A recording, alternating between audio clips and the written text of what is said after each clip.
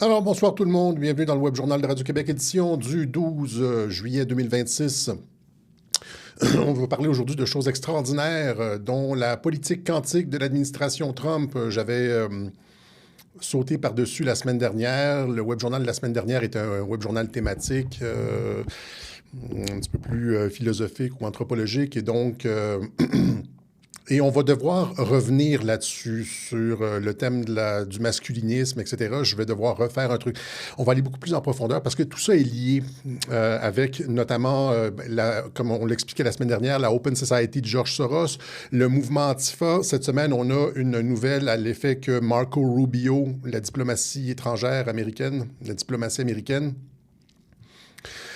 a demandé une rencontre avec 60 chefs d'État de différents pays afin de régler le problème du terrorisme d'extrême gauche, dont le mouvement Antifa. Et ça, c'est lié avec ce qu'on expliquait la semaine dernière, c'est-à-dire que, rappelez-vous, l'année dernière, la Chambre des représentants avait ouvert une enquête sur les liens entre George Soros et Antifa. Et tout ça, genre le mouvement féministe radical, le mouvement Antifa, tout ça est lié. Et d'un côté, il y a l'administration Trump qui lance des enquêtes et qui déclenche des opérations diplomatiques afin de réduire l'extrémisme de gauche. Ça a commencé avec la fin de USAID. USAID qui était une espèce de gigantesque organisme de blanchiment d'argent pour la gauche radicale. Hein? C'est quand on voit 70 millions en Indonésie pour des rizières transgenres, là. Mais il n'y a pas 70 millions qui va pour planter du riz genre non-genré. L'argent est redistribué, ça va dans des comptes en banque, ça revient dans les coupes. Et donc, c'est pour ça que les médias et les mondialistes ont chialé avec se sont plaints avec les coupures dans USAID, parce que ça mettait fin au financement d'une partie du mondialisme. George Soros en était une autre. Et l'offensive qu'on voit sur le masculinisme, je l'ai expliqué, c'est la réaction aux offensives diplomatiques de l'administration Trump sur Antifa, USAID, etc., etc. Voyez-vous un peu le portrait d'ensemble, c'est-à-dire c'est une guerre idéologique entre l'extrême gauche et le super-centre. C'est le thème de ce web journal-ci, avant d'entrer dans la politique quantique, là, le super-centre, parce que les politiques que les médias dépeignent comme d'extrême droite actuellement, c'était, il y a 20-30 ans, des politiques extrêmement centristes, tout à fait normales. Et la fenêtre d'Overton a tellement été déplacée par les médias, par le contrôle du langage. La gauche fait souvent ça, hein, c'est le contrôle sémantique. Merci, Dan Baird. Sans s'en rendre compte, comme la grenouille dans la casserole, on monte la température à petit feu, la fenêtre d'Overton s'est déplacée et maintenant, genre, juste demander une immigration normale et contrôlée, c'est devenu d'extrême droite.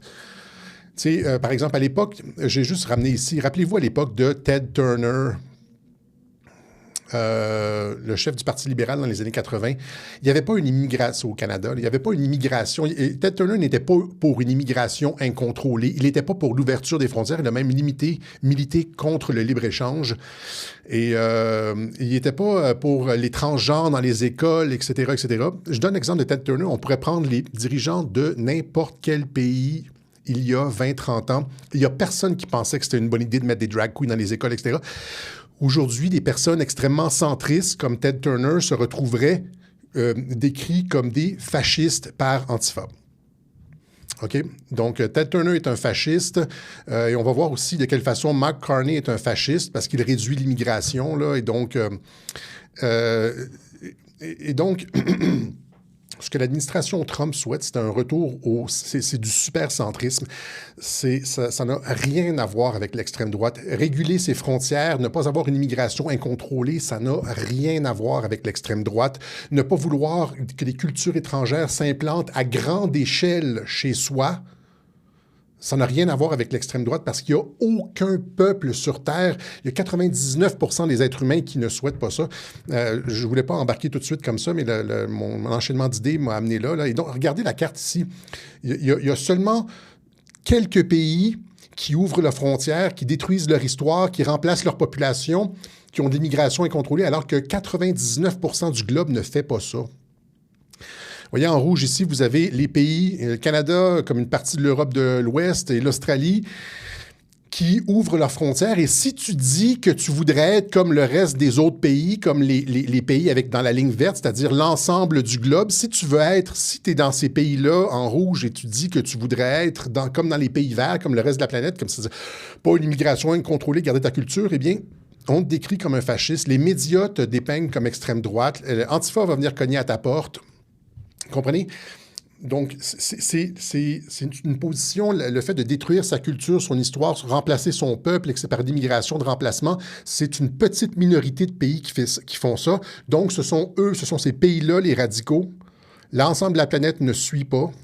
Et ceux qui, dans ces pays-là, veulent qu'on soit exactement au centre, comme la majorité des peuples, se font traiter de tous les noms par les médias. Et se font brûler leurs voitures, comme Alexandre Cormier-Denis, là, par le mouvement Antifa, etc., etc. Ah, et donc, c'est ça. Il y a cette espèce de... souvent, les gens disent sur Internet, je vois les gens qui disent « Ah, c'est comme deux États profonds, Trump et puis les mondialistes, c'est comme deux États profonds différents qui se chicanent et qui se... » D'une certaine façon, l'analogie est probante d'une certaine façon. Hein? Sauf que ce que je crois, c'est qu'on s'en va dans le bon sens avec le camp Trump, le camp des patriotes, etc., parce que ça nous ramène au centre, ça ramène la frontière, il y a un ensemble, le package est sain. Le package super centriste est sain. Alors que de l'autre côté, c'est l'image de Godzilla et Ghidorah, là, dans les mangas japonais. Alors que de l'autre côté, c'est la destruction de la binarité homme-femme, c'est un gouvernement mondial, le fait d'enlever toutes les frontières, être géré par des spécialistes, la technocratie, etc., etc. Donc, c'est vrai qu'il y a deux camps qui s'affrontent, mais il y a un camp qui est, je pourrais dire, je ne veux pas dire meilleur, mais je veux dire dont les valeurs ressemblent plus aux miennes et à celle de 99% de la planète.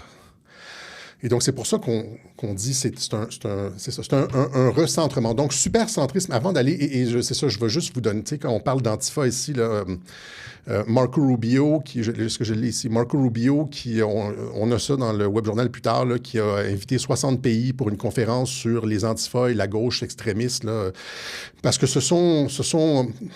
les Antifa sont défendus par... Ce sont l'infanterie. C'est l'infanterie des mondialistes. Hein. Il y a comme l'armature idéologique, c'est-à-dire le féminisme radical. On l'a expliqué, on peut tout critiquer. On peut critiquer le communisme, on peut critiquer le capitalisme, on peut critiquer le wokisme, on peut critiquer n'importe quoi, mais si tu touches au féminisme, tu deviens un terroriste et une menace à la démocratie. Et là, la raison pour laquelle je veux revenir là-dessus, sur le féminisme radical éventuellement, peut-être la semaine prochaine, s'il n'y a pas trop de nouvelles en semaine, c'est qu'en plus du rapport français sur le Sénat, hein, Mascus, la nouvelle offensive contre les femmes, qui coïncide avec la fusillade, le gars visait les masculinistes, et puis finalement, il s'est retrouvé lui-même à être dans une inversion complète, là, à être un masculiniste qui visait les femmes. C'est complètement fabriqué, c'est une opération d'ingénierie sociale. En plus du rapport du Sénat français, je suis tombé là-dessus cette semaine, les communes canadiennes, Chambre des communes canadiennes, lutte contre les idéologies antiféministes au Canada, rapport du comité permanent sur la... Tout arrive en même temps au mois de juin. Et il y a deux pays qui produisent des rapports avec un faux attentat. Et ça, c'était dans la foulée d'un rapport qui avait été publié aussi par l'Université du Québec à Montréal, enseigné à l'école face à la misogynie, l'antiféminisme, l'homophobie, la transphobie, etc. C'est un rapport à la méthodologie complètement bâclé. Vous allez voir de quelle façon, parce qu'ils ont sélectionné à qui ils posaient des questions dans les écoles. C'est des gens qui étaient de leur idéologie, qui a été produit par Dupuis-Derry, Francis Dupuis-Derry. Ça, c'est le professeur sympathisant Antifa à l'Université du Québec à Montréal, qu'on retrouve sur les plateaux de télévision. Et donc, vous avez, c'est ça, genre, le lien Antifa, le lien idéologie féministe pour la société ouverte. Vous avez les soldats sur le terrain, vous avez l'idéologie qu'on ne peut pas toucher, qu'on ne peut pas critiquer, sinon on est une menace à la démocratie, etc., etc. Et donc, tout ça pour dire aussi que s'il y a eu cette réaction, comme on pourrait dire, je ne veux pas encenser tous les propos qui sont tenus par tous les influenceurs, je ne veux pas encenser tout ce que dit Andrew Tate, par exemple. C'est pas ça du tout, mais ça va trop loin dans certains cas, évidemment, il faut le dire. C'est pas des anges. Mais il faut dire qu'on n'entendait pas ça il y a 20 ans. On n'entendait pas ça il y a 10 ans. C'était très, très, très minoritaire. Et il y a eu une montée une prise de conscience que le mouvement féministe dans ses avatars tardifs, c'est-à-dire l'idéologie du genre, les transgenres dans les écoles, etc., finalement, que ça posait des problèmes et qu'il fallait comme commencer à le critiquer. OK? Il fallait... Et donc, c'est ce que j'expliquais, c'est-à-dire qu'il y a comme une réaction, c'est plus une réaction à l'extrémisme de gauche, le fait que la fenêtre d'Overton a été déplacée tellement à gauche qu'à un moment donné, il faut dire quelque chose, il faut faire quelque chose qu'un mouvement genre qui naît spontanément comme ça, out of the blue. Qu'est-ce que j'entends? Tout ça pour dire, qu'est-ce que j'entends par supercentrisme? J'entends 4 choses. On mettra peut-être... on me dit qu'il ne faut pas que je m'accote sur la table, là. On mettra peut-être d'autres choses dans le panier plus tard, mais le supercentrisme qui est défendu, entre autres, par l'administration Trump, c'est pour une immigration, vous l'avez ici, A, B, C, D, pour une immigration restreinte et contrôlée. C'est-à-dire, c'est un retour à des niveaux d'immigration d'il y a comme 20 ans, peut-être même 30 ans. C'est-à-dire qu'il n'y a personne qui dit on va fermer les frontières complètement, mais on doit passer par des canaux légaux et toute l'espèce d'entourloupe là, des réfugiés, des migrants, des clandestins qu'on doit accepter absolument là, pour remplir nos obligations internationales, pour littéralement noyer les pays d'une immigration incontrôlée. Ça pose problème. Donc, il y a une réduction du niveau de l'immigration. C'est ce qui est défendu par l'administration Trump. C'est aussi ce qui est défendu par Mark Carney. Et là, si vous critiquez Trump sur l'immigration, vous allez devoir aussi critiquer l'ultra-gauchiste woke Mark Carney parce qu'il fait exactement la même chose. Bizarrement, ça passe très bien pour Mark Carney. Hein, parce qu'on a juste le simple fait qu'il s'oppose à Trump, ça lui donne comme une espèce de passe-droit pour n'importe quoi, et c'est ça qui est voulu finalement. Et donc, pour une immigration restreinte et contrôlée, pour une relation équilibrée, sans propagande avec la communauté gay. Rappelez-vous comment c'était au début des années 2000. Il y avait une espèce de un vivre et laisser vivre, une bonne entente qui s'était établie entre la majorité hétérosexuelle et la minorité homosexuelle. Et là, finalement, dans les années, avec l'arrivée de Trudeau, Obama, etc., on a commencé à détruire, c'était la lutte contre les stéréotypes. Il n'y a pas de normes. La norme, il n'y a pas de normalité. Là, c'est les fous qui sortent de l'asile. Là, quand tu dis qu'il n'y a pas de normalité, il n'y a pas de...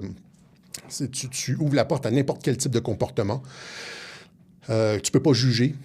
Tout va. Anything goes. Il n'y a pas de morale. C'est comme... Et donc, ça, c'est arrivé avec Trudeau, Obama, etc. à partir de 2015. L'ouverture des frontières aussi, sans aucune limite. C'est arrivé avec ces deux-là, Merkel et tout ça. Et donc, pour une relation équilibrée sans propagande, c'est la propagande LGBTQ dans les écoles, il n'y a personne qui veut ça. Il n'y a personne qui veut ça. Et donc, ça crée de l'homophobie. C'est comme le masculinisme, c'est-à-dire les trucs complètement cinglés du féminisme créent un discours masculiniste. La propagande totalement débile LGBTQ dans les écoles, évidemment, ça crée de l'homophobie. On est aussi pour le supercentrisme. Et donc, c'est pour un retour à une relation équilibrée, sans propagande, sans discrimination, mais sans propagande non plus. Pour un féminisme sans discrimination ni théorie du genre. Donc, mon titre la semaine dernière était provocateur, c'était Trump le masculiniste. Mais Trump a nommé des femmes dans les plus hauts postes comme des premières là, dans plusieurs hauts postes de l'administration. Kristi Noem, la première au poste de Department of Homeland Security, le ministère de l'Intérieur, on pourrait dire pour les Français. Gina Haspel, la première directrice de la CIA. Christy Willis, première, je pense que c'est la première... peut-être elle, peut-être pas, mais en tout cas, je pense que c'est la première chef de cabinet de Donald Trump. Nikki Haley, première aussi ambassadrice des États-Unis à l'ONU. Et il a nommé, par exemple, Richard Grenell, qui est ouvertement homosexuel, au poste de Director of National Intelligence. Ça, c'est le poste que Tulsi Gabbard occupe maintenant. Donc, mais encore une fois, fait que Trump voit pas nécessairement le genre ou l'orientation sexuelle, etc. Il va prendre la personne compétente. C'est juste que Grenell n'est pas, c'est pas une folle qui fait de la propagande puis qui est dans les lubies du lobby. Tu sais, la volonté de tout saccager, il faut détruire la famille nucléaire. C'est comme, il y en a qui sont comme très, très, très idéologiques dans le féminisme, dans la communauté LGBTQ, etc. Et c'est ça, finalement, qui pose problème. C'est leurs exagérations, leurs demandes ridicules qui créent un backlash, qui créent une rétroaction, du pushback, comme on dit. Et là, quand tu dit que ça va un peu trop loin, comme quand les joueurs de hockey doivent porter des chandails de hockey avec des couleurs, l'arc-en-ciel, etc. Là, t'es comme, ouais, ça va un petit peu trop loin ton affaire. Parce qu'ils ont essayé ça après la COVID, c'était beaucoup ça. Hein, c'était très, très, très arc-en-ciel.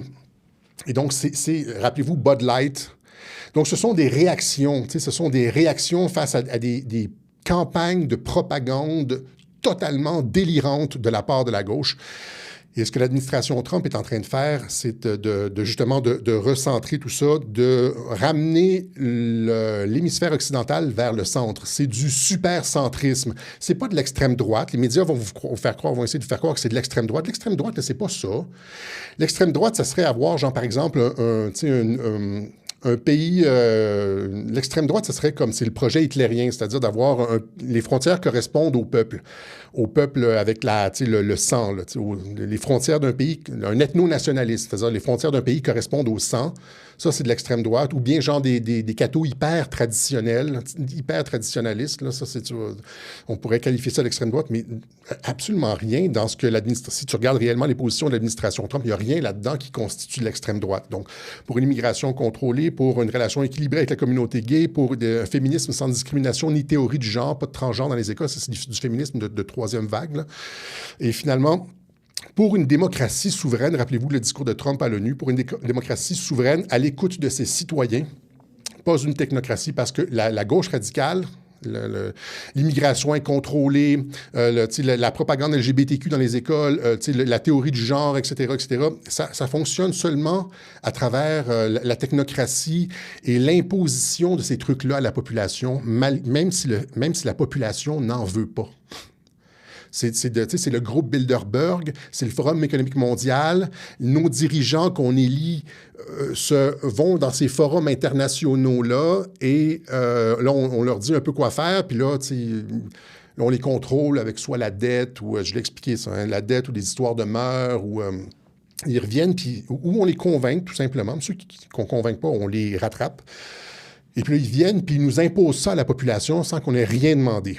Et rappelez-vous donc, le discours de Trump à l'ONU, c'est chérissez votre démocratie, les démocraties sont souveraines, etc. Chérissez. Et donc, c'est ça, le super-centrisme. Ça n'a rien à voir avec l'extrême droite. Voilà. Donc, cette volonté de l'administration Trump de régler la question de toute l'espèce de campagne mondialiste d'extrême gauche qui nous tire depuis presque 2 décennies vers un monde complètement délirant qu'on ne reconnaît plus, un monde qui n'a plus de sens, il n'y a plus de grammaire, mais il n'y a plus de normes. Alors, il n'y a plus de grammaire, il n'y a plus de grammaire sociale. Il y a un homme, il n'y a plus aucune définition d'homme qui vaille quand Matt Walsh va dans les écoles ou dans les universités demander aux professeurs d'université c'est quoi une femme. Les professeurs d'université sont incapables de répondre. Une femme, c'est quelqu'un qui s'identifie comme femme. Oui, mais tu t'identifies à quoi? C'est quoi le truc auquel tu t'identifies? Là, ils ne sont pas capables parce qu'ils n'ont pas de définition opérante, ils n'ont pas de définition biologique. Et donc, la définition normale, c'est une femme humaine adulte. C'est-à-dire une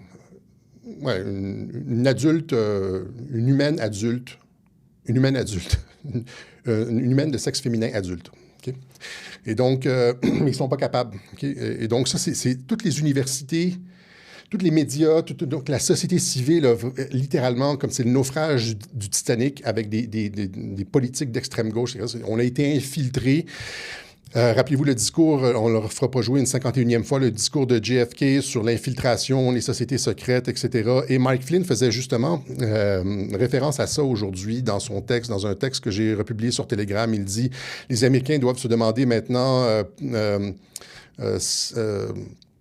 doivent se réaliser maintenant que nous sommes une nation en guerre. Nous sommes une nation en guerre parce que nous sommes sous attaque par un ennemi qui a infiltré les institutions américaines, il dit là. Infiltrated enemy, many inside our institution and clearly subversive elements inside our very own government apparatus. Ça, c'est il y a eu un petit peu sur la ligne McCarthy qui a été vilipendé, mais qui n'avait pas tout à fait tort. Et c'est l'essence du discours de JFK. Et ce que Rubio fait en coupant le USAID, en s'attaquant au problème des antifas, etc., c'est justement de couper l'infiltration. En mettant Soros sous enquête, c'est de couper l'infiltration du mouvement mondialiste à l'intérieur des institutions, mais aussi à l'intérieur des pays alliés de la zone occidentale. Okay? Donc, on va y arriver. Mais en attendant, il y a la question de la politique quantique. Je veux juste... c'était comme une espèce de gigantesque parenthèse. C'est pas juste glisser en dictature, parce que tu peux avoir une dictature, des deux côtés, là, c'est pas ça. Mais c'est le fait de... la technocratie, c'est une forme de dictature. C'est le contraire. Ce qu'on voit présentement, c'est le contraire de la démocratie. Les peuples n'ont plus leur mot à dire. Il n'y a personne qui a demandé... la plupart des trucs qui sont appliqués par la gauche radicale, là, les campagnes, par exemple, de propagande LGBTQ dans les écoles, il n'y a aucun peuple qui a demandé ça.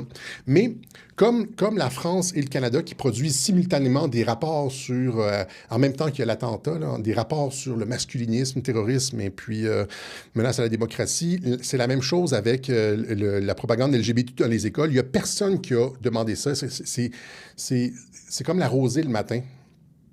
Ça arrive, tu dis « Oh, c'était pas là hier soir, d'où est-ce que ça vient? » Il n'y a aucun peuple qui a demandé ça. Il n'y a aucun parent qui voulait que son enfant soit endoctriné par le lobby LGBTQ ou qu'on dit à ta petite fille qu'elle peut être un petit gars en CM1, là, en première année, en 5e année, ou que c'est super se masturber, qu'il devrait y aller et puis se faire plaisir, se caresser. Et puis si les parents disent non, ils viennent prendre ton enfant. Il n'y a aucun parent qui a voté pour ça. OK. Trêve de plaisanterie. Donc, c'est comme la rosée le matin, ça arrive de nulle part. OK?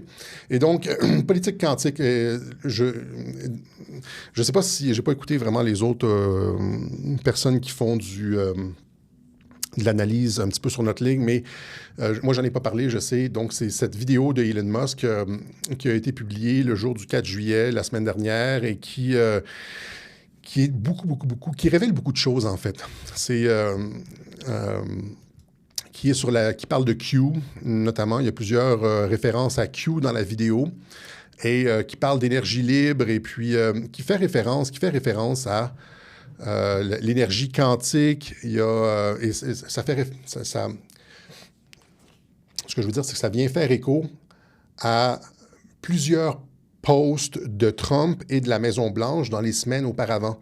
Rappelez-vous, on a parlé de quand la Maison-Blanche avait publié des trucs de Q, une série de trucs de Q avec des faux drops, le même style qu'un drop de Q, ça venait de la Maison-Blanche. Quand Trump a parlé de quantum, quand il y a eu... il y en a eu plusieurs comme ça. Et Trump aussi, qui a aussi, durant la même semaine, publié des photos de sa famille en 1915 sur son Truth Social et de son oncle, John J. Trump, qui a enseigné à MIT, qui a été celui que le gouvernement américain a chargé d'analyser les documents de Tesla. Après la mort de Tesla, le gouvernement américain a demandé à John J. Trump, son oncle, d'aller chez Tesla, de regarder tous ses papiers, toutes ses recherches, etc., et de voir s'il y avait quelque chose qui pouvait être utilisé par les États-Unis. Et quand je me rappelle, si je me rappelle bien l'histoire, quand ils ont envoyé les effets personnels de Tesla en Serbie, parce que c'était un Serbe, Tesla, il manquait 3 ou 4 boîtes d'effets personnels. Okay? Et donc, lui, l'oncle de Trump connaissait les secrets de Nikola Tesla. Évidemment, tout ça est légèrement spéculatif, mais il y a comme un faisceau d'interprétation possible ici. Et donc, cette vidéo-là, c'est ça, rappelez-vous. Donc, cette vidéo-là qui est sur la ligne Q, qui est sur la ligne... La vidéo parle de la tempête, donc avec une image d'une tempête avec l'électricité à l'image de la tête de Trump à le 1,07, c'est-à-dire 17. Je vais vous montrer la vidéo. De toute façon, vous allez pouvoir juger par vous-même. La vidéo parle d'énergie libre. La même semaine que Trump publiait les photos de son oncle qui a travaillé sur les trucs de Tesla. La vidéo mentionne Where we go one, we go all. La vidéo montre à plusieurs reprises plusieurs présidents américains avec un dossier rouge et on voit, rappelez-vous, le dossier rouge, là, c'était en 2020, quelque chose comme le 18, le 19 ou le 20 janvier 2020. Il y a Trump il y avait une fête avec son fils, etc. Et Trump avait montré un énigmatique dossier rouge. Donc, ça fait référence à ça. Je vous montre la vidéo tout de suite avant de revenir. La vidéo parle de portail temporel et donne suite aux posts de l'administration Trump sur Quantum et sur Q. Trump a parlé de Q, de Quantum, etc. Donc, la vidéo donne ça a été publié par Elon Musk. La vidéo donne un boost à ces analyses-là. Et regardez ça ici, c'est-à-dire, juste au sujet d'Elon Musk, là. Ah, l'overlay est bloqué. Unlock. Ça, c'était en 2022. Le général Flynn qui dit « Elon Musk a été sélectionné pour l'ordre du plus haut mérite de service. Il est maintenant désigné comme le commandant en chef des soldats digitaux. » Et donc, c'est comme si Flynn avait lui-même passé le flambeau, Flynn qui est à l'origine de l'opération Q, qui a lui-même placé le flambeau à Elon Musk. Et depuis ce temps-là, Elon Musk a fait plusieurs références à Q dans ses publications. En tout cas, il est clairement au courant de l'opération et de ce que ça relève. Mais tout ça pour dire que, ici, je vous montre, c'est ça, vous allez voir la vidéo, mais en premier, la vidéo de Trump avec le dossier rouge de 2020. 2021.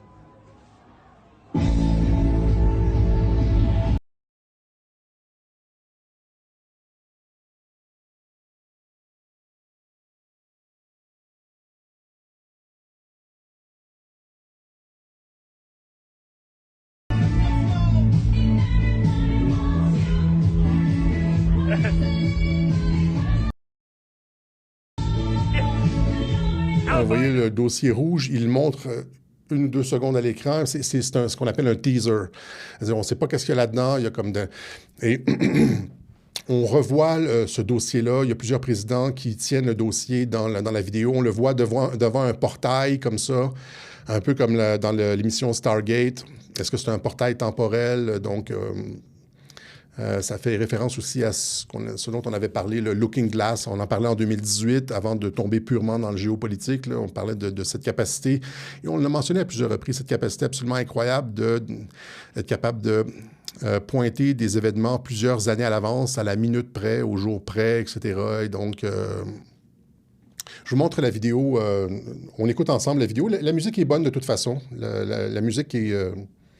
Fait qu'on tapons-nous la vidéo. Et je vais l'arrêter au moment où est-ce qu'il dit « Where we go one, where we go all », où est-ce que vous voyez les trucs de Q. Il y a aussi, tant qu'à y être, là, dans la vidéo, vous voyez dans la vidéo ici, ça s'arrête sur le post 4559. La vidéo, vous voyez en haut, c'est la vidéo, le post 4559, et la date, c'est 1er juillet 20.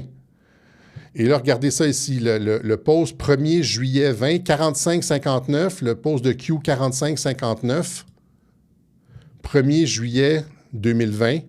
Donc, la vidéo fait clairement référence à un post de Q. Et ce post-là de Q 45-59, c'est tout...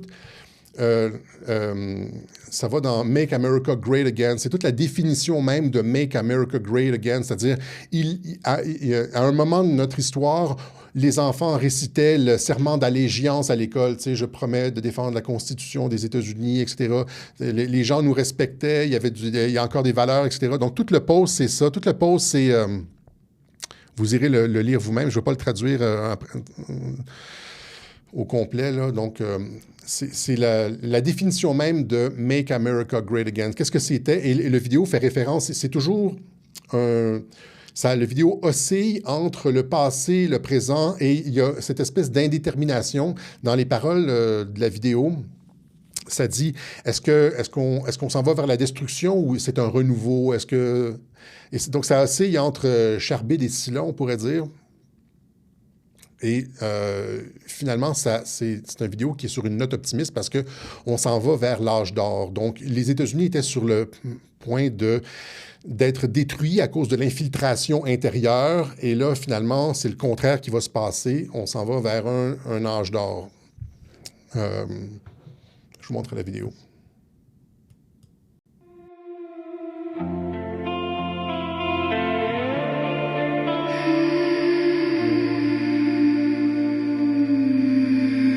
Sweet land,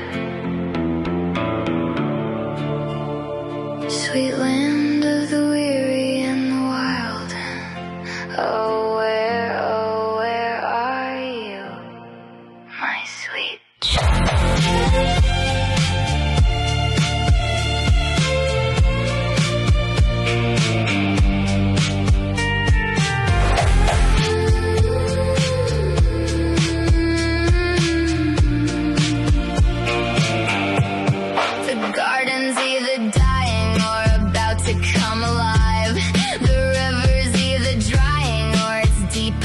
To dive, can't tell if it's the dusk or if it's breaking into dawn. Are we going on or are we going? Là, vous avez le portail ici, vous allez le voir plusieurs fois dans une vidéo. Somebody said a storm is coming, but it's been a long, long time. I don't know what's up ahead, but please, baby.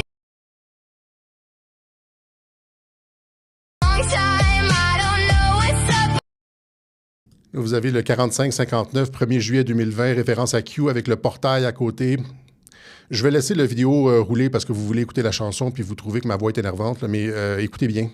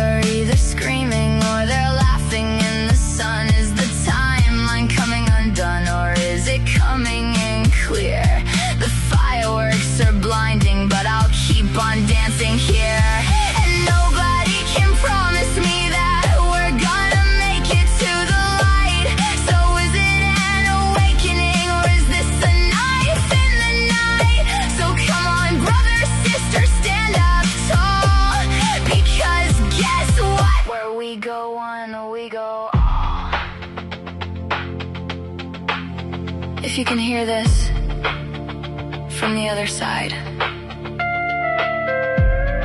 across this great quantum divide, don't get me wrong, now is the time to stay strong. So, with all of that I'll say, God bless the USA!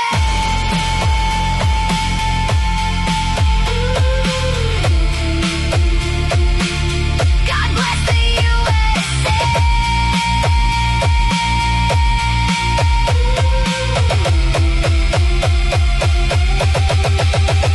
Singing, sweet land, going on, going on. 250 years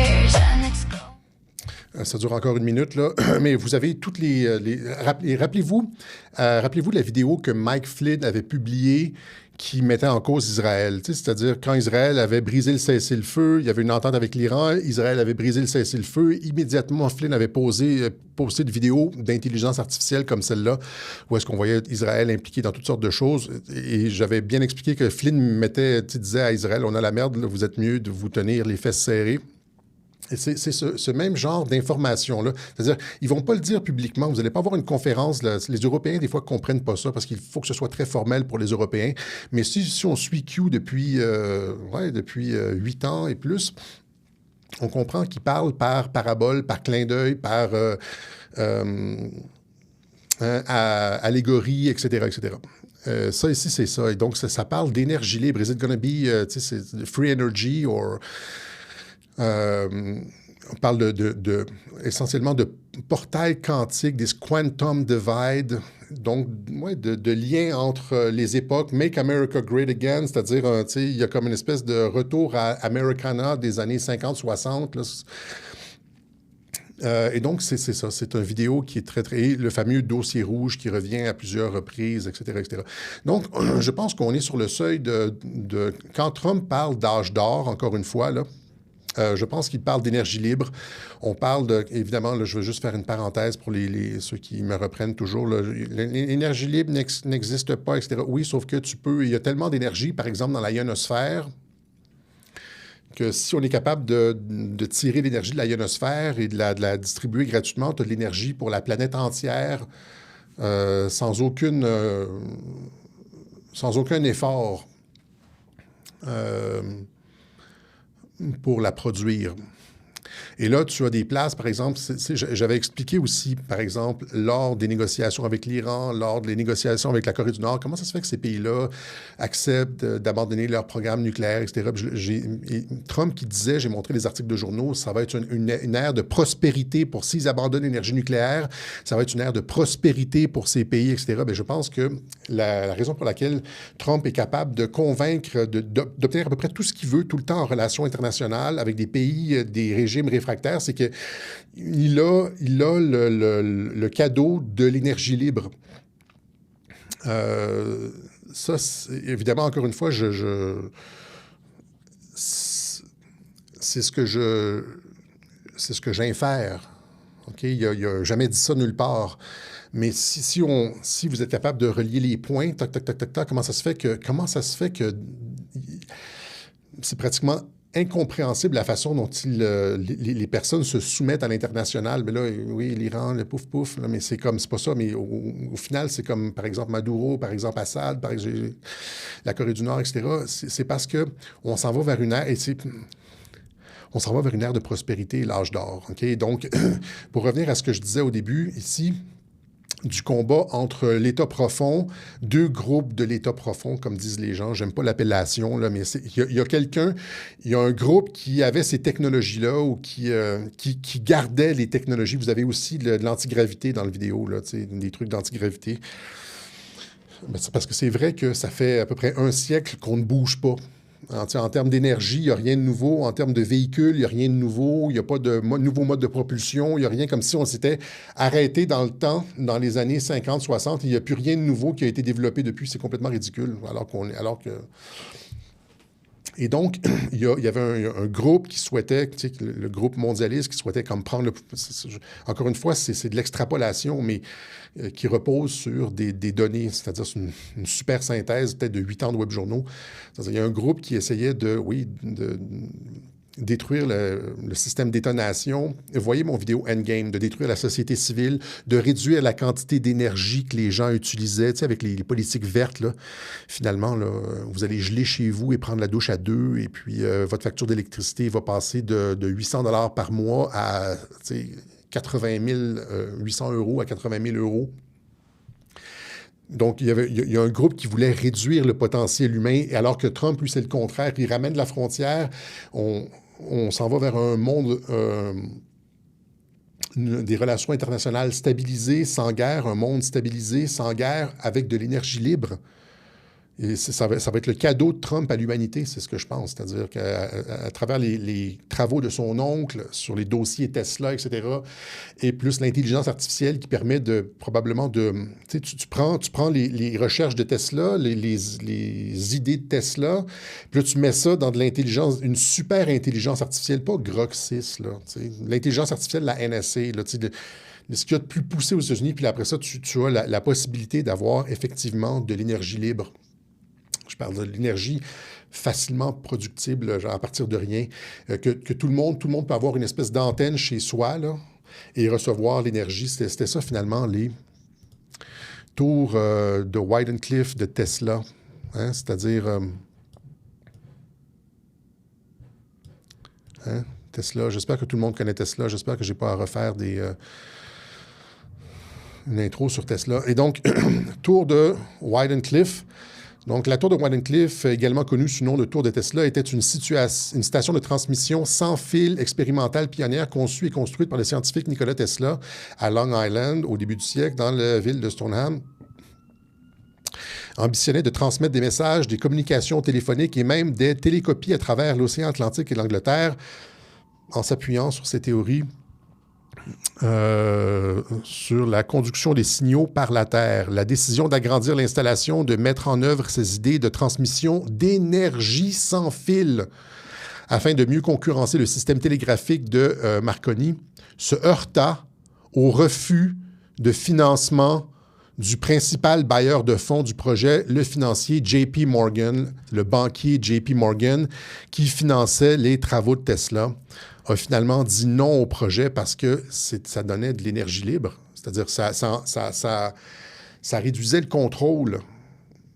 Ça réduisait ça réduisait le contrôle des banquiers internationaux. Toute l'opération du mouvement révolutionnaire mondial, des banquiers internationaux, les mondialistes, ceux contre qui on se bat, c'était de réduire le potentiel d'émancipation de l'humain. Pour avoir un potentiel d'émancipation, tu dois avoir de l'énergie. Comme les plantes doivent avoir de la lumière et du dioxyde de carbone pour grossir. Et donc,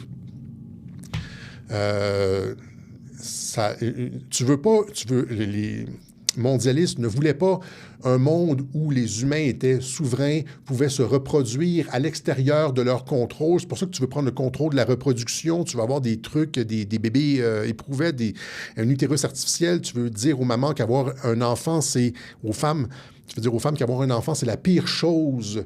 Tu ne peux pas avoir un enfant parce que tu veux sauver la planète. Ben voyons donc, tu sais. Pourquoi augmenter ton empreinte carbone avec un nouveau bébé? Là, donc, tu veux réduire tu veux produire toi-même tes êtres humains, tu veux réduire tu veux tout contrôler, tu veux contrôler l'énergie, contrôler les humains. Et donc, il y a un groupe qui veut le contrôle, c'est le groupe JP Morgan des banquiers internationaux, puis il y a le groupe des patriotes de Donald Trump qui va donner l'énergie libre à la planète. C'est ce que je pense. C'est pour ça qu'on s'en va vers un âge d'or et que tous ceux qui ont vomi sur Donald Trump vont s'en mordre les doigts. Parce qu'il va probablement passer comme pour une des personnes les plus importantes de l'histoire de l'humanité. C'est ce que je pense. Je vais demander, là... C'est pour ça qu'ils jettent tout ce qu'ils ont sur lui. OK? Donc ça, c'est pour Quantum. Hein, vous voyez, comme...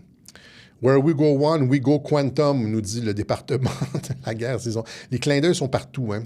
C'est-à-dire qu'il y a Q, va avec Quantum, et va avec énergie libre, et va avec tout ça. Là, where we go one, we go all. Finalement, c'est toute l'humanité qui va se regrouper. Donc, ça va être comme ça. Là.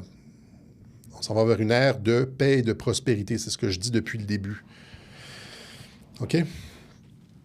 Et pourquoi Trump, c'est l'homme particulièrement choisi pour, je ne veux pas dire choisi, il y en a qui vont me sauter à la gorge, mais parce qu'à cause de la connexion avec son oncle, etc., etc. Okay?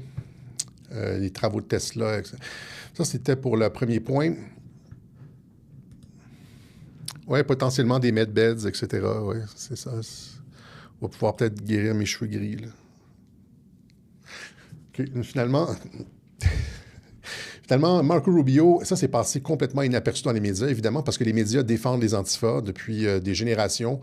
Marco Rubio, il faut aller dans Times of India pour trouver finalement l'annonce, le secrétaire américain Marco Rubio invite l'Inde et 60 nations à un sommet sur le terrorisme d'extrême gauche. Parce que oui, donc il y a, comme je l'expliquais en début, il y a le projet mondialiste qui est de criminaliser la masculinité, menace à la démocratie, menace terroriste, etc. Parce que la vraie menace pour les mondialistes, à part Trump, c'est le fait que les hommes se lèvent. Si les hommes en ont assez de se faire tondre la laine sur le dos de leur politique stupide, ben la réaction masculine, c'est ça, de ça qu'ils ont peur, là.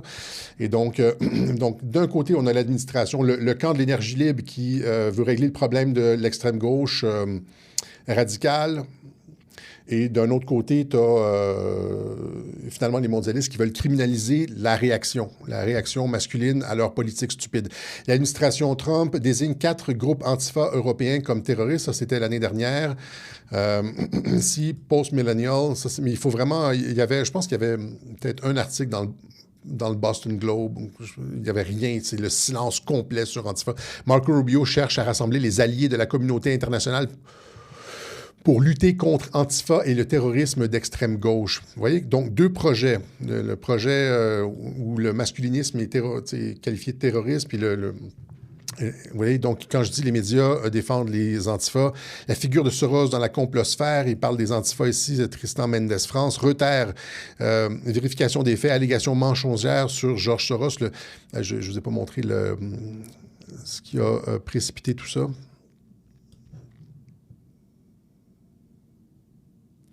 Où est-ce que je l'ai mis l'article? Un article où est-ce que, justement, ça expliquait que la Chambre des représentants commençait une enquête sur Antifa et ses liens avec George Soros. Et là, ils sont tous montrés au créneau, défendre George Soros, Forbes Magazine, Trump s'en prend à George Soros, le milliardaire est accusé de financer des manifestations, No Kings, même la fameuse Anti-Defamation League. A pris la défense de George Soros, les affirmations selon lesquelles George Soros finance Antifa ou est impliqué d'une autre manière dans l'incitation de troubles civils liés aux manifestations Black Lives Matter sont fausses et font écho à des théories du complot anciennes, parfois antisémites. Évidemment que Soros ne finance pas directement Antifa. Il n'est pas là, genre, à l'entrée de l'autobus, là, à donner des 100$ à tous les cagoulés qui rentrent dans le bus pour aller manifester. C'est pas comme ça que ça fonctionne. Ça fonctionne avec, tu donnes ton argent, la fondation donne l'argent à des organismes parapluies qui financent d'autres organismes sur le terrain qui, eux, individuellement, un petit ici, un petit là, vont financer des manifestations, etc. Donc, c'est de façon très, très indirecte, mais c'est l'argent de Soros qui ruisselle sur toutes ces organisations-là. Ouais.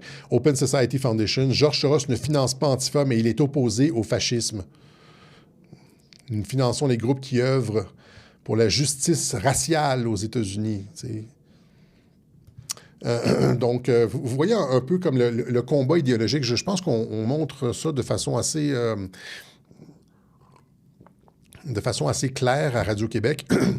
Mais tout ça, c'est-à-dire l'organisation de George Soros sur le terrain avec le financement du féminisme de troisième vague, la théorie du genre, les transgenres dans les écoles, etc., la société ouverte, ça va avec le fait d'avoir des troupes de choc sur le terrain. Ça, les troupes de choc, c'est les antifas. Il y a aussi des fois les groupes d'extrême droite qui sont littéralement, c'est comme genre les antifas qui enlèvent leur masque noir le jour puis qui mettent le truc patriote le soir. Là. Regardez ici, c'est Laura Ingraham qui dit, lors du 4 juillet, il y avait encore une fois cette espèce de groupe, le Patriot Front, qu'il n'y a personne qui pense que c'est des réels patriotes. Tout le monde sait que ce sont des fakes. Il y a même Laura Ingraham de Fox News à la télévision qui dit genre, c'est un fake. Pour moi, ça a l'air des antifas en costume et puis personne ne devrait avoir le droit de couvrir son visage, etc., etc. Donc, Marco Rubio qui appelle 60 pays pour démanteler la structure Antifa après avoir appelé Antifa une organisation terroriste. Le problème, c'est que, c'est ça, Antifa, la raison pour laquelle ils appellent les représentants des pays, c'est parce que Antifa a des soutiens institutionnels, comme ici, par exemple. Vous voyez, ça, j'en parlais, là. Le professeur Dupuis-Derry, qui est invité sur les plateaux de télévision comme un spécialiste de la masculinité, du féminisme radical, blablabla, là. Vous voyez ici, donc, avec un drapeau Antifa sur son bureau, juste en face de lui. Moi, je suis passé à quelques reprises. Moi, j'ai étudié à l'UQAM et au département de sciences politiques. Je suis passé à quelques reprises devant son bureau et sa porte de bureau est tapissée de trucs radicaux, de trucs révolutionnaires, de points dans les airs, de Che Guevara, puis de trucs antifa, etc., etc. Je pense qu'à un moment donné, en 2018, je pense que j'avais pris une photo. Je ne sais pas où est-ce que je l'ai remis, mais c'était complet. Et ce gars-là, il payait avec l'argent de nos impôts. Vous voyez? Et donc, il y en a un autre aussi, à Veloci ou à Andelossi, je ne me rappelle plus c'est quoi son nom. L'université sait que c'est un sympathisant Antifa, il y a un drapeau dans son bureau. Et le laisse opérer, même si Antifa a été déclarée organisation terroriste. Et les Antifa, on l'a déjà expliqué, ne sont jamais embêtés par la police. Ne sont jamais d'arrestation. Il y a même des Antifa qui travaillent pour les forces canadiennes. Rappelez-vous, quand ils ont le chanteur évangélique Sean Feucht était venu chanter dans une église, il y a un Antifa qui était venu lancer une grenade fumigène. Et finalement, on s'est rendu compte, Rebel News l'avait retrouvé et il travaillait pour la défense canadienne. Les forces canadiennes. J'ai la vidéo ici où est-ce qu'on le voit. Rebel News le rattraper, là, puis dire, monsieur, je ne me rappelle plus, La Palme ou je pense que c'est La Palme. Et finalement, le gars parle au téléphone, il y a un Antifa qui vient le protéger. Là, 5 minutes, il fait un appel, il y a un Antifa qui arrive en bicyclette là, pour le protéger. Ce gars-là travaille pour les forces canadiennes. Il y en a d'autres, hein, on les avait repérés. Il y avait un certain Frank Unoz sur Internet qui travaillait pour les forces canadiennes. On l'avait spoté aussi, qui était sur la ligne Antifa. Donc, c'est pour ça que Rubio appelle les pays, parce que c'est des troupes de choc de l'OTAN. Tu sais, c'est une guerre... Antifa, ce sont les forces asymétriques de l'OTAN. On peut-tu dire ça comme ça? Il y a du financement différent, ça ruisselle. Rappelez-vous ce que j'ai expliqué la dernière fois, Soros qui parle avec la Open Society qui écrit une lettre, dit l'OTAN est l'organisme pour le changement des sociétés ouvertes. Et puis là, après, ça ruisselle, et puis j'ai expliqué ça lors du dernier web journal, je ne vais pas le refaire, mais c'est ça, c'est qu'ils ont besoin de troupes sur le terrain masquées pour opérer la violence. Et beaucoup d'entre eux travaillent pour les forces canadiennes. La police, ils ne sont jamais embêtés par la police. Les politiciens ne parlent pas jamais d'Antifa. Et par exemple, des personnes comme Dupuy-Derry, qui supposément est censé défendre les femmes, parce que c'est lui qui a écrit le rapport, là, comme j'expliquais au début, là, le rapport sur complètement bâclé. On va en reparler. La prochaine fois que je parle de féminisme de troisième vague, on va parler de ce rapport-là. Enseigner à l'école face à la misogynie et l'antiféminisme, etc. C'est lui qui a écrit ça. Et donc, cependant, Dupuy-Derry ne va jamais mentionner, par exemple, s'il se préoccupe des femmes, pourquoi il ne mentionne pas les 250 000 fillettes violées, prostituées par des gangs musulmans pakistanais en Angleterre. C'est vérifié, c'est tout appuyé sur des rapports de police, mais il ne va jamais parler de ça. Et dans son rapport aussi, l'espèce de torchon, là, avec une méthodologie extrêmement douteuse, à aucun moment donné, ils vont mentionner l'islam dans la montée de la misogynie, ni dans le rapport ici, ni dans le rapport de la Chambre des communes sur la lutte contre les idéologies antiféministes au Canada. Il n'y a rien sur l'islam. Moi, j'aimerais ça savoir, c'est quoi le pourcentage de violence conjugale qui vient de personnes, d'immigrants de première génération venant du Moyen-Orient, par exemple. Question intéressante, là. Le pourcentage, par exemple, de féminicide ou de violence conjugale contre les femmes, c'est quoi le pourcentage qui provient de l'immigration de première génération, peut-être même de deuxième génération, là, en provenance du Maghreb, du Moyen-Orient, du Pakistan? Aucun mot dans les rapports, aucun mot dans le rapport à l'école la misogynie à l'école de Dupuy-Derry, rien du tout. Ils sont complètement silencieux. Ce sont des hosties d'hypocrites parce qu'ils ne cherchent pas les causes. Ils ne cherchent pas les causes, par exemple, de la violence, de la réelle violence contre les femmes. Eux autres, leur objectif, ils sont dans une opération de pouvoir. C'est une opération visant à émasculer les hommes, point. Là. Ils servent de l'immigration pour émasculer le reste de la société. Ils servent des dérapages d'une certaine migration pour émasculer le reste d'entre nous. C'est totalement odieux. Et il y a aussi, l'auteur de plusieurs livres et rapports, penser l'action directe des Black Blocs, puis on les présente presque comme les Black Blocs, c'est comme des anges avec... J'exagère, là, mais c'est comme, il est extrêmement sympathique. Ouais. Et ils sont défendus par... ouais. Tout ça pour dire que c'est ça, Marco Rubio demande l'aide des États parce que le support Antifa est institutionnel. Ce sont les armées, les troupes de choc de l'OTAN dans une guerre asymétrique de l'OTAN contre la société civile. Rappelez-vous qu'on expliquait avec Mike Benz que l'OTAN se mêlait des élections. Il y a comme en Roumanie, par exemple, où les mouvements populistes sont persona non grata en Europe, là. Conviction de Marine Le Pen, etc. Quoi que vous en pensiez, venez pas me sortir des commentaires. Là. Je vais en parler un jour là, de Marine Le Pen, là, mais... Il reste que, c'est ça, l'OTAN combat les mouvements populistes et elle est dans la mire de l'OTAN, des troupes mondialistes, sorosiennes, etc. Et ils ont besoin, c'est ça, sur le terrain, ils ont besoin d'Antifa, je me répète, voilà. Donc, ça fait suite, je vais juste vous donner un exemple de, donc ça ici, il s'attaque ici à Antifa, mais il y a aussi, par exemple, on donne juste, par exemple, en ce qui concerne le USAID, le fait d'avoir coupé les fonds à USAID, ça fait en sorte que l'argent ne circule plus dans les cercles de la gauche radicale mondialiste partout dans le monde. Parce que USAID, c'était les mondialistes qui finançaient leurs amis partout, là. Tu sais, pourquoi le monde en entier était en train de basculer, tout le monde devenait woke, et puis d'où est-ce que ça sort? D'où venaient les fonds pour le wokisme mondial? Ça venait de USAID. Là, 20 millions pour un opéra transgenre en Bolivie. Là. Il y a peut-être 50 000 $ qui allaient pour les artistes. Puis le reste, 19 950 000 $ allaient genre dans les poches d'organisations pour de la mobilisation, pour des pancartes, pour de l'action politique, pour des annonces, pour mousser la gauche radicale mondialiste. Donc, c'était ce qu'on appelle en anglais le piggy bank, le petit cochon. Le USAID, c'était le petit cochon, la tirelire du mouvement de gauche, des mouvements de gauche radicaux, du mouvement révolutionnaire mondial partout dans le monde. C'est pour ça que ça a fait vraiment mal et que tous les médias ont dit « Des gens vont mourir! » C'était la pire chose depuis le pain tranché. Et finalement, c'était c'était du financement clandestin de l'ultra-gauche. Et regardez ce qui s'est passé en Amérique du Sud depuis que USAID a été coupé, notamment en Amérique du Sud. L'Amérique latine se radicalise à droite. Voilà à quoi cela ressemble. Et là, ici, c'est une mauvaise traduction, se radicalise. Là, c'est la version originale du Wall Street Journal, c'était pushes towards the right. Mais je ne sais pas pourquoi ils ont traduit radicalise. Peut-être parce que c'est associé à droite. Puis l'intelligence artificielle a vu que c'était à droite. Elle a immédiatement collé le mot radicalisme, mais j'aurais dû avoir le texte original en anglais.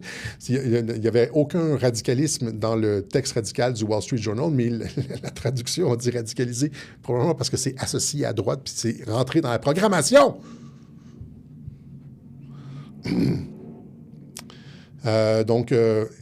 Vous avez vu, donc, depuis que le deuxième mandat de Trump, depuis la fin des coupures au USAID, regardez ce qui s'est passé en Amérique du Sud. Vous avez ici, en 2023, vous aviez 10 gouvernements d'ultra-socialistes et 3 gouvernements de droite capitalistes. Et là, finalement, en 2026, ça a été Bolivie, Pérou, Chili, Colombie et l'Équateur qui a été renouvelé dans son mandat de centre-droit, qui sont passés à des gouvernements conservateurs. Le Chili, la Colombie, le Pérou se tournent vers le conservatisme. Quel avenir pour l'Amérique latine? Ça, c'est, je pense qu'il y a ici un lien direct avec le financement de USAID. Parce que USAID, ça a toujours été l'organisme des changements de régime, là. On le sait, Mike Benz l'a expliqué, on utilisait USAID pour financer des partis d'opposition, produire des changements de régime, etc. À partir du moment où est-ce que tu coupes les fonds à la gauche, leur ascendant artificiel s'effondre, parce que c'est tout artificiel. Il n'y a personne qui veut du truc LGBTQ dans les écoles, c'est artificiel, tout est artificiel. Ils sont obligés d'imposer des trucs par le haut. Ils sont obligés d'imposer des trucs à la population qui n'en veut pas par le haut. Et quand tu coupes leur financement artificiel, leur support artificiel, leur propagande artificielle, quand tu coupes les fonds aux médias, l'argent gratuit aux médias, etc., c'est toute cette idéologie stupide de la gauche mondialiste s'effondre de soi parce que les gens n'en veulent pas. Les gens sont centristes. Et Trump est un super centriste. Et on s'en va vers du super centrisme. Pas de l'extrême droite, c'est pas de la droite, c'est pas de la droite, là. C'est juste des frontières normales, une immigration un peu... Pas un déluge, un peu d'immigration, c'est correct, mais pas un déluge, une relation équilibrée avec la communauté gay, pas de propagande dans les écoles, s'il vous plaît, pas de théorie du genre, comme un petit garçon, c'est un petit garçon, c'est pas une petite fille, c'est comme pas de féministe de troisième vague, et aussi une vraie démocratie, pas de technocratie, les experts qui vous disent comment vivre, là, c'est une vraie démocratie, c'est le super-centrisme, et ça n'a rien à voir avec l'extrême droite, et c'est vers ça qu'on se dirige. Les médias essaient de faire passer ça pour l'extrême droite pour qu'il n'y ait pas d'effet domino, puis pour que la population ne comprenne pas. OK? Donc, ça, c'est pour USAID. Maintenant, merci, Super 9999. Merci. Et maintenant, je veux juste vous montrer à titre d'exemple, encore une fois, on va revenir sur, je vais terminer avec ça, Mark Carney. Ma théorie à l'effet que Mark Carney, je l'ai expliqué, j'aurais dû avoir les images de web journaux, là, mais ça fait un peu pompeux toujours avoir je l'ai dit dans tel web journal. Mais vous savez, c'est quoi ma position sur Mark Carney? C'est qu'il a été sélectionné par Trump et puis qu'il fait le travail de Trump tout en ayant l'air de... Comme Biden. Biden, il y a un programme de continuité de gouvernement. Là. Biden faisait des trucs radicaux à gauche qui étaient très, très, très déplaisantes pour les Américains. Mais, en arrière, tu avais comme... Bien sûr, si tu veux travailler en coulisses, si tu veux pas te faire voir, si tu veux pas être détecté, il faut que la personne qui joue le rôle, il faut qu'elle fasse... Biden, il y avait comme des démocrates autour de lui. Il faut qu'il fasse plaisir. Il fallait qu'il fasse plaisir à son entourage, aux démocrates, pour pas avoir l'air de quelqu'un de contrôlé. Mais c'est la même chose avec Mark Carney. Il y a comme un cabinet. Il y a des ministres radicaux, puis il y a des lobbies. Il y a le Parti libéral qui est très, très, très, très à gauche. Fait qu'il doit montrer qu'il fait... qu'il est lui aussi très, très, très à gauche, qu'il tient tête à Donald Trump et qu'il est pour les trucs LGBTQ, etc. Mais quand il se rend à la Maison-Blanche, puis il parle en tête-à-tête avec Trump, puis ils s'entendent sur un certain nombre de choses, notamment, je reviens encore une fois sur la réduction de l'immigration, par exemple, c'est répression en matière d'asile. La répression en matière d'asile adoptée sous Carney avait été initialement demandée par le ministre de l'Immigration de Trudeau. Ouf, ça venait de Trudeau, mais c'est Carney qui l'applique. La répression en matière d'asile, le droit d'asile. Ici, Toronto Star, avec la réduction de l'immigration au Canada, voici quelques-uns des principaux changements sur lesquels le gouvernement Carney pourrait se concentrer. La réduction de l'immigration. Tu ne peux pas être pour la réduction de l'immigration et être un mondialiste parce que ça affecte sa base politique. L'objectif d'avoir une immigration incontrôlée, c'est que tu fais rentrer des votants, des gens qui votent. C'est le scam démocrate, là, où est-ce que tu fais rentrer des gens qui votent pour toi, finalement. Tu leur donnes de l'argent, ils sont sur l'aide sociale, puis ils votent pour toi, ils te maintiennent au pouvoir. C'est ça, le scam. La CAF, les démocrates, Donc, quelqu'un qui a un gouvernement qui réduit l'immigration est totalement anti-mondialiste. C'est le problème principal, là. Donc, le Canada annule le recrutement pour 2 programmes d'immigration économique. C'est non. Même l'immigration économique, c'est non. Et ça, c'est en 2025. Je pense que le gouvernement Carney prévoit des réductions drastiques de niveau d'immigration. Non, non, non, non, non. Alors, la question à mes amis, c'est est-ce que Carney est d'extrême droite? Il réduit l'immigration comme Trump. Il fait la même chose que Trump. Ah, lui, là, je l'aime pas. L'immigration, c'est un raciste. Le Carney fait exactement la même chose, sauf que Carney, ça passe comme une lettre à la poste, parce que Carney fait des trucs, va à la parade LGBTQ. Alors, Trump est un nazi parce qu'il fait exactement la même chose que Carney, mais Carney, ça passe parce qu'il va à la parade LGBTQ. Tout ça pour dire que Carney fait le jeu de Trump et que la situation finalement s'empire au Canada. Les nouvelles économiques... je veux juste vous montrer encore une fois comment Trump opère. Là. C'est juste ça. Après ça, on peut appliquer ça à d'autres cas quand on comprend le code, quand on comprend comment il opère. La connaissance de son mode d'opération est reproductible.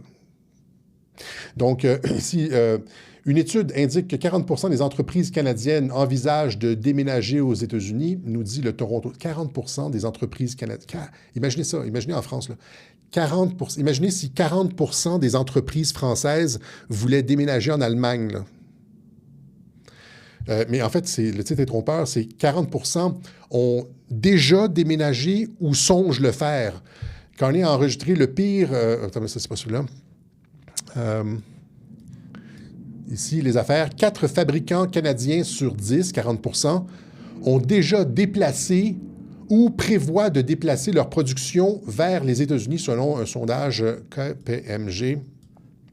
Plusieurs fabricants canadiens fuient encore vers les États-Unis. Un sondage révèle que 4 entreprises sur 10 ont délocalisé ou y pensent. Okay? Donc, c'est soit ils l'ont déjà fait ou ils pensent le faire. C'est une catastrophe. Okay? Et pourtant, Carney radicalise, antagonise Trump, il continue à antagoniser les USA en pleine négociation. Et donc, les États-Unis ont mis fin à l'accord de libre-échange nord-américain. Les États-Unis refusent de prolonger l'accord commercial entre le Canada et le Mexique, sauf qu'ils continuent à discuter avec le Mexique, mais ils ne discutent pas avec le Canada. Et j'ai expliqué pourquoi. Hein?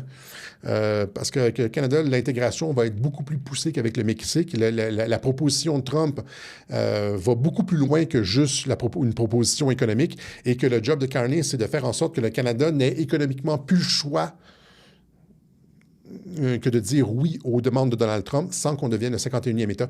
Cependant, Carney va pouvoir dire... Il est en train de détruire le Canada complètement. Là. Carney, économiquement, là, Carney a enregistré la pire première année de croissance pour un premier ministre depuis 1963, nous dit le National Post. Et là, ici... aucune date fixée pour les prochaines négociations canado-américaines. Et là, ici, on nous dit, dans l'article, on nous dit, les Canadiens soutiennent, imaginez la gang de tweets, les Canadiens soutiennent l'approche de Mark Carney en matière de gestion de l'économie. Même s'il a présidé à la pire première année de croissance pour un premier ministre depuis 1963, depuis 70 ans, presque 75 ans, depuis presque un siècle. Un sondage Nanos Research réalisé pour Bloomberg révèle que 60 des Canadiens estiment que Mark Carney a très bien ou bien géré l'économie. 60%. À titre de comparaison, 24 pensent qu'il a mal ou très mal géré l'économie. Et donc, ça, on remerciera les médias parce que, les médias, évidemment, Mark Carney va à la parade gay, LGBTQ, et donc les gens pensent et là, il fait des déclarations un petit peu dures à Trump. C'est juste l'impression qu'il tient tête. Finalement, le tissu économique du Canada est en train de s'effondrer complètement. Et les médias n'ont pas le choix que de... Étant donné que Carney attaque Trump, là, les médias n'ont pas le choix que de défendre Carney. Mais évidemment, c'est un piège diabolique. C'est le piège diabolique de Donald Trump, comme le livre de Black et Mortimer. Et ça va juste permettre, plus ça s'effondre et plus il y a l'appui des Canadiens, plus il peut aller loin dans la déconstruction. Il y a l'assentiment, il y a le consentement de la population pour continuer à détruire l'économie canadienne. Et là, il continue à antagoniser les USA en pleine négociation pour la survie économique du Canada. Le gouvernement Carney exclut les soumissionnaires américains d'un contrat de 4,9 milliards, de 5 milliards de dollars pour les véhicules de l'armée. Il exclut un soumissionnaire américain. C'est complètement... Alors que le Canada ne peut pas vivre... Le Canada, dans son organisation actuelle, ne peut pas survivre économiquement sans les USA. C'est pas possible. Tu peux pas faire... Dans le cadre de négociations où est-ce que tu es en train de tout perdre, où est-ce que ton économie est en train de s'effondrer, tu peux pas, exclure un soumissionnaire américain. C'est comme si tu foutais une gifle aux négociateurs américains. C'est comme... Tu fais juste antagoniser. C'est impossible. Ce qui a fait en sorte que le directeur de Rebel News, Ezra Levant, a dit... Il est soit le pire négociateur au monde, ce qui est peu probable, soit il essaie délibérément de torpiller l'accord de libre-échange Canada-États-Unis. Okay? Soit il essaie de... Et donc, il fait ça sciemment. Ezra Levant a compris ce que j'ai expliqué l'an dernier à l'arrivée de Carney, c'est-à-dire qu'il fait ça sciemment. parce que ça va aller, il est en train de manœuvrer le Canada dans un coin, de sorte que le Canada n'aura plus le choix que d'accepter la proposition américaine qui va très, très, très loin. Mais Carney va toujours être sauvé par les médias parce qu'il aura au moins évité qu'on devienne le 51e État. Carney a sauvé le Canada. Le Canada était mal pris. Il aurait pu devenir le 51e État. Carney a évité l'annexion. Finalement, Trump n'a jamais voulu ça, mais il y aura eu sa proposition entre les deux. Oui, c'est ça, c'est le grand jeu. C'est pour ça que c'est un piège diabolique. Et en ce qui concerne Carney, ici, vous avez ce philosophe souverainiste, Christian Saint-Germain, qui est exactement, je ne sais pas s'il écoute les web-journaux de Radio-Québec, mais il est exactement sur la ligne Radio-Québec en ce qui concerne Mark Carney. Lui, en tout cas, au minimum, il a vu exactement ce que j'ai vu. C'est quelqu'un qui a écrit des livres sur la souveraineté, qui est bien connu dans le mouvement souverainiste, comme une espèce d'éminence grise. Il a été invité sur un plateau de Il reste du monde. Et je vais vous montrer ce qu'il dit. Il arrive à exactement la même conclusion que Radio-Québec. Ça comprend rien. Un peuple colonisé, là, ça passe loin de chez nous. Et qui les suit véritablement? Moi, j'ai toujours pensé que Carney, c'était la meilleure manière d'être annexé aux États-Unis assez rapidement, c'est-à-dire ces esbroufs avec les États-Unis, tout ça, ça va mal finir, ça, au sens où, à un moment donné, on va s'être tellement appauvri au Canada par des décisions de nature, aller vendre des affaires au Laos ou c'est tellement... Il faut s'entendre avec les Américains, puis au mieux, il faut s'annexer à eux. Moi, c'est dorénavant ma position. C'est-à-dire, notre chance, c'est de parachever la Révolution américaine. C'est pas honteux de parachever c'est ce que Louis-Joseph Papineau espérait pour les... En fait, pour moi, c'est la seule transmutation qui est véritable, là. C'est-à-dire, mais on n'a pas le matériel politique. Donc, lui est pour l'annexion, mais ce qu'il dit, c'est que les décisions économiques de Carney sont incompréhensibles. Essayer de contourner les USA, comme il dit, avec une entente de libre-échange avec le Laos, exclure un soumissionnaire américain, ça fait juste radicaliser les États-Unis et nous peinturer dans un coin pour une offre finale beaucoup plus... Donc, il fait le travail de Trump. Il dit ça, là. Il fait le travail de Trump. Right? Et donc, on salue encore une fois cet auditeur de Radio-Québec qui nous avait vilipendé dans un... Rappelez-vous, je pense que c'est Jack 9606, quelque chose comme ça. Là, je ne te suis plus, Alexis. Carney contrôlé par Trump, etc., etc. Oui, bien, il y a comme de plus en plus de personnes qui commencent à comprendre là, que les décisions ont... Et c'est toujours comme ça avec les analyses de Radio-Québec. Avec le temps, ça a l'air ridicule au début, mais avec le temps, ça prend tout son sens. Mm-hmm. Voilà. Donc ça, on est déjà à 1h14. On va terminer avec la Norvège. Juste un propos sur la Norvège. Aux États-Unis, il y a beaucoup de personnes qui s'entichent de l'équipe de Norvège. Et la raison pour laquelle c'est beau à voir, c'est que ce pays-là a conservé son identité. Par exemple, en 2015, lorsque la Suède a ouvert ses portes à l'immigration, qui a mené à un désastre et des no-go zones. Ils ont pris 5 fois... La Norvège a aussi pris un peu de migrants, mais en a pris 5 fois moins que la Suède. Elle a voulu préserver son identité, c'est-à-dire qu'elle a été finalement extrêmement centriste pour une immigration restreinte et contrôlée, le point A du supercentrisme. Et finalement, ce pays-là est en train et fait des vagues. Là, je ne rentrerai pas dans toutes les erreurs d'arbitrage qui pointent vers de la fraude pour le mondial. Là. Les erreurs d'arbitrage, même moi qui ne connais rien au foot, je dis comment ça se fait que les arbitres n'appellent pas tel ou tel... Il n'y a pas de carton jaune, carton rouge là-dessus. Tu sais, je vois des clips sur X. Là. Mais outre ça, la raison pour laquelle tout le monde s'est entiché de Haaland et puis de l'équipe norvégienne, c'est parce qu'il y a une belle cohésion nationale. Et on retrouve, tu sais, on retrouve plus ça en Europe, de la cohésion nationale comme ça.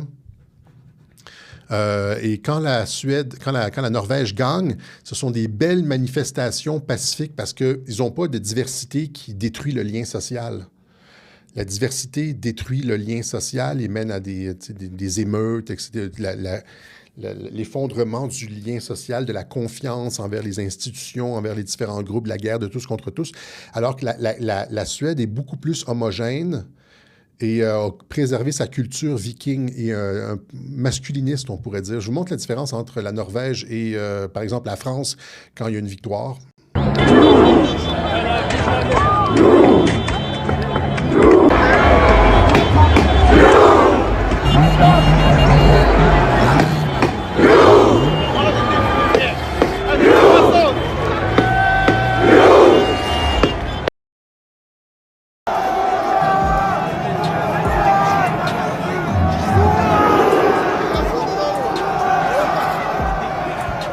Il n'y a pas de casse, il y a pas de... Au contraire, il y a cette espèce d'esprit de corps de la nation à travers l'espèce de bateau viking, le Drakkar, là, quand ils font semblant de ramer.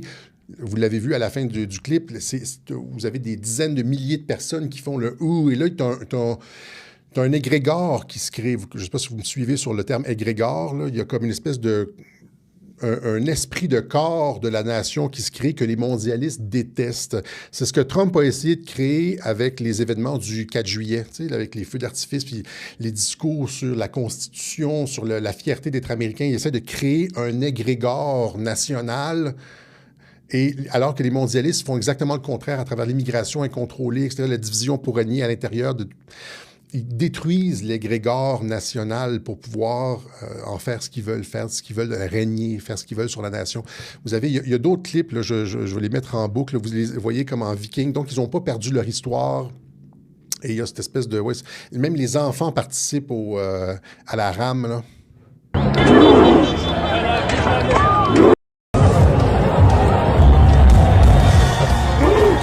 Vous n'avez pas de débordement. Pas de diversité.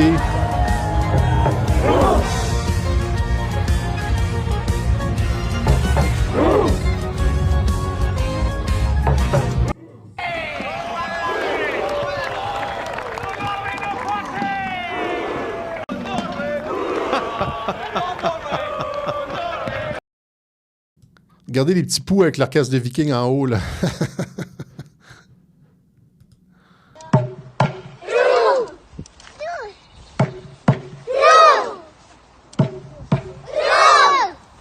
Donc, c'est magnifique. Ça donne presque les larmes aux yeux de voir un peuple qui conserve son histoire, qui est uni, qui est, qui a un esprit de corps comme ça.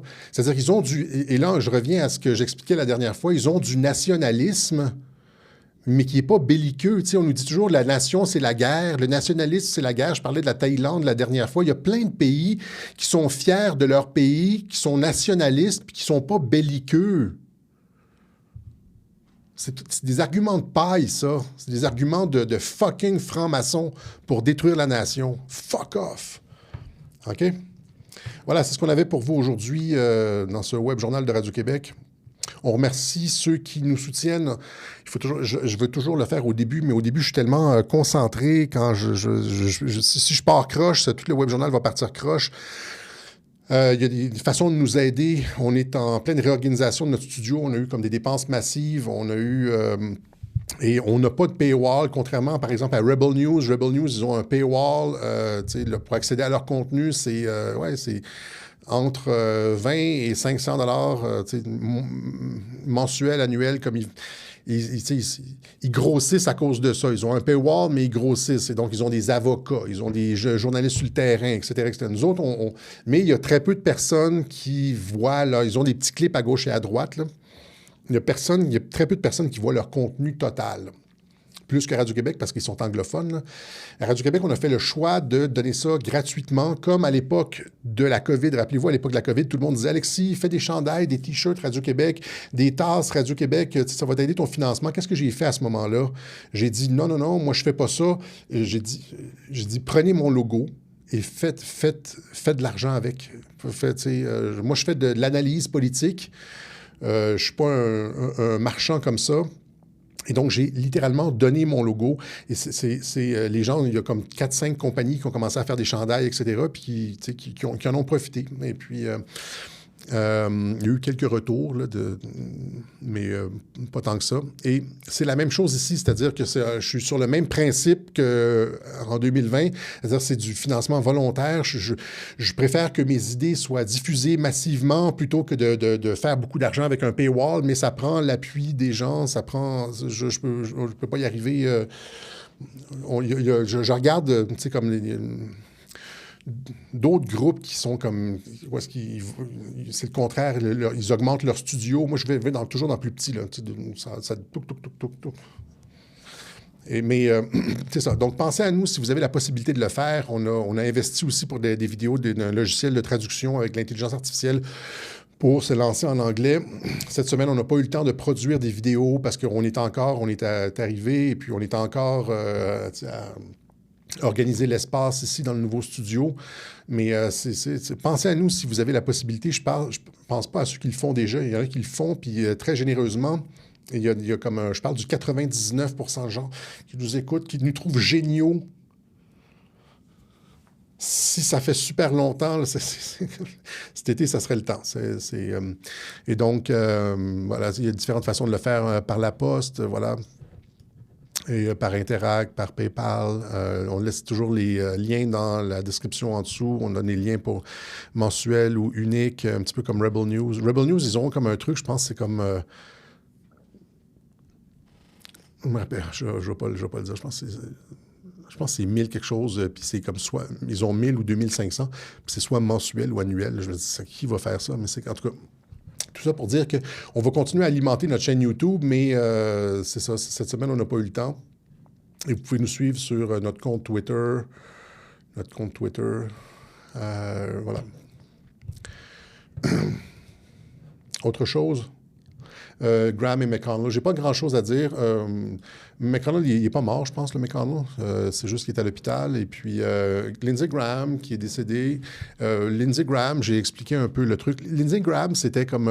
avec John McCain, c'était les deux faucons aux États-Unis, toujours pour la guerre, etc., etc. McCain a été exécuté, je l'ai expliqué, par les Patriotes. Là, il a été mis à mort. Je ne me rappelle plus. J'ai expliqué tout le truc McCain, je ne vais pas rentrer là-dedans. Là, il y a comme Kasich, c'est Kasich, son nom, là, qu'il a dit « He was put to death », à heure de grande écoute. Là. C'est les Patriotes qui ont fait ça parce que c'est un traître, John McCain. Lindsey Graham, c'était son ami.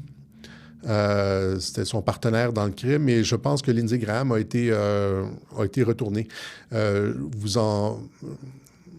J'en prends pour témoin le fait de son échange avec Brett Kavanaugh lors de son assermentation à la Cour suprême, de son audience de validation pour la Cour suprême, Brett Kavanaugh. Il y a tout eu un long échange sur les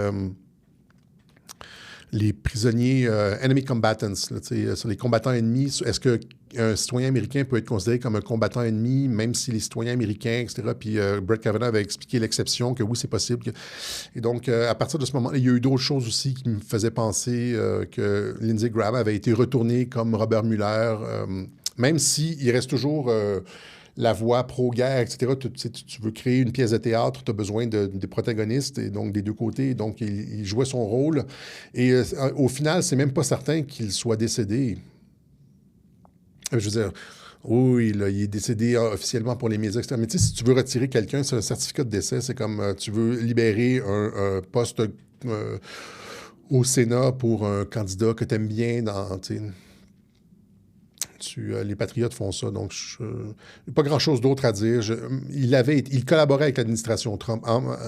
En mon sens, il collaborait avec l'administration Trump, pas de façon ouverte et ostensible, comme Biden, comme Carney, etc. Puis on va se terminer avec... c'est ça que j'étais sur le bord d'oublier quelque chose.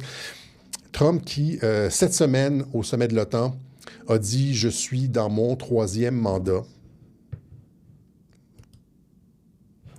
Il dit, et rappelez-vous, tout ce que j'ai fait des web-journaux, j'en ai fait encore un il y a comme quelques mois où est-ce que je résumais tous les éléments probants sur le fait que Trump, il y a eu un programme de continuité de gouvernement, etc. Il n'arrête pas de le dire. Il n'arrête pas de le dire maintenant. Éventuellement, c'est comme, ça va sortir, ça va devenir public éventuellement, le programme. Rendu là, ça va devenir public parce qu'il est beaucoup trop...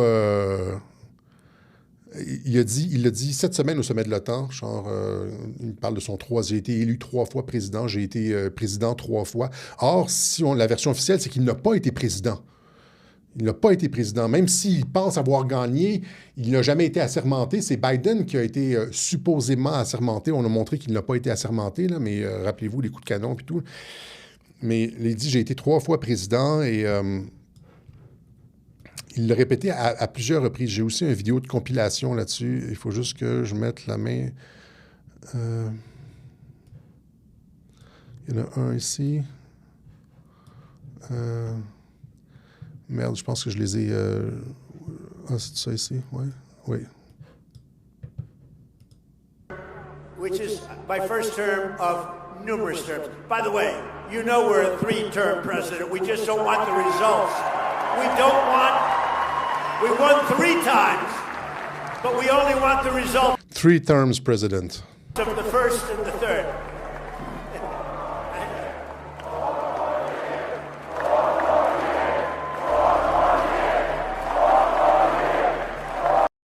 Go ahead. Go ahead. A little bit, and this will end very quickly. We have an oil glut right now because we got all those boats out of the Strait, and it's going to drop, and I've predicted everything. I've been right about everything, and I have been for a long time. That's how I got to be president 3 times. That's how I won 3 elections. I did very That's how I got to be president 3 times.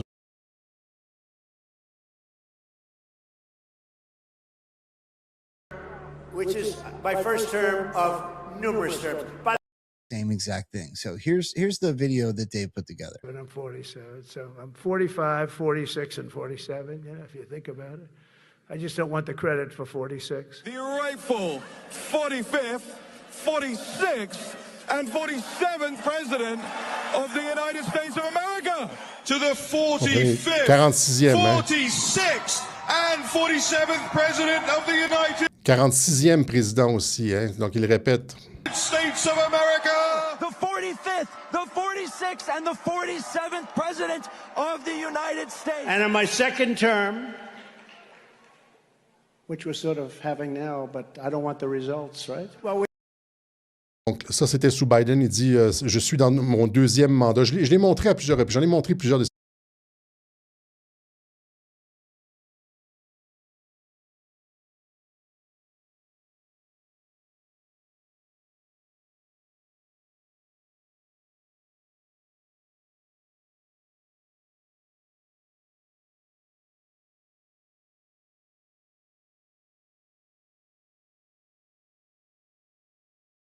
rebuilt our military in my first term. We used it a little bit in our, actually I should say third term, but I won't do that because I don't want any controversy. While praising what he described as a dramatic revival of the U.S. military, Trump briefly joked about a 3rd term before stopping himself. Et ça a été relevé même par... ça a été relevé même par RT. Il disait qu'il était maintenant dans son 3e mandat. On l'utilise maintenant dans mon 3e mandat, etc. Il y en a finalement comme à peu près une dizaine de ces vidéos-là où est-ce qu'il se présente, puis rappelez-vous, il y a avec le cartable président, et puis... donc ça devient de plus en plus public où est-ce qu'il dit, il parle du programme de continuité de gouvernement, etc. J'ai été président 3 fois, blablabla. OK? Même si il ne veut pas les résultats du 2e, parce que Biden était un démocrate, il faisait des trucs de démocrate, là, mais en coulisses, c'est Trump qui opérait. OK? Il est obligé, si tu veux garder ça de faire ça clandestinement, tu dois donner un os aux démocrates. Voilà. Donc, on mettra peut-être ces vidéos-là sur Telegram pour que les gens puissent les regarder. On remercie encore une fois ceux qui ont fait une contribution au Web Journal de Radio-Québec qui nous permettent de réorganiser nos locaux, mettre de la mousse partout, acheter de nouveaux micros, on a acheté un nouvel ordinateur, on a acheté de la lumière, on a acheté des rideaux. C'est un petit peu mieux, hein, la luminosité est un petit peu mieux. J'ai pas l'air d'avoir mangé du curry au cours de toute la semaine dernière. Et on va recommencer à alimenter notre chaîne YouTube, là, ne vous en faites pas. Voilà, c'est ce qu'on avait pour vous aujourd'hui. Autre chose, 1h30, je pense qu'on a passé la limite. Voilà. Alors, encore une fois, la semaine prochaine, ça se peut qu'on revienne, parce qu'il y a vraiment des choses intéressantes sur les stratégies de l'État profond, sur la lutte contre l'émergence, le ras-le-bol des hommes. On pourrait appeler ça, là, ce qu'ils appellent, eux, le masculinisme, c'est le ras-le-bol des hommes au sujet d'un certain nombre de trucs de la société d'extrême gauche, là. Okay? Et que si les hommes commencent à... Leur pire cauchemar, ce serait que les hommes en aient ras-le-bol et se lèvent. Évidemment, pacifiquement, là, mais que mettre le pied à terre et disent c'est assez. Ça serait leur cauchemar. C'est ça qui est en train de se passer. C'est pour ça qu'ils sont obligés de produire des documents, produire une fausse trame narrative masculiniste, etc. Alors qu'il n'y a personne de violent là-dedans, là. Mais c'est rendu une menace à la démocratie. Allez, on se rend rendez-vous la prochaine fois, quelle que soit l'actualité, pour une autre édition du Web Journal de Radio-Québec. Salut la gang!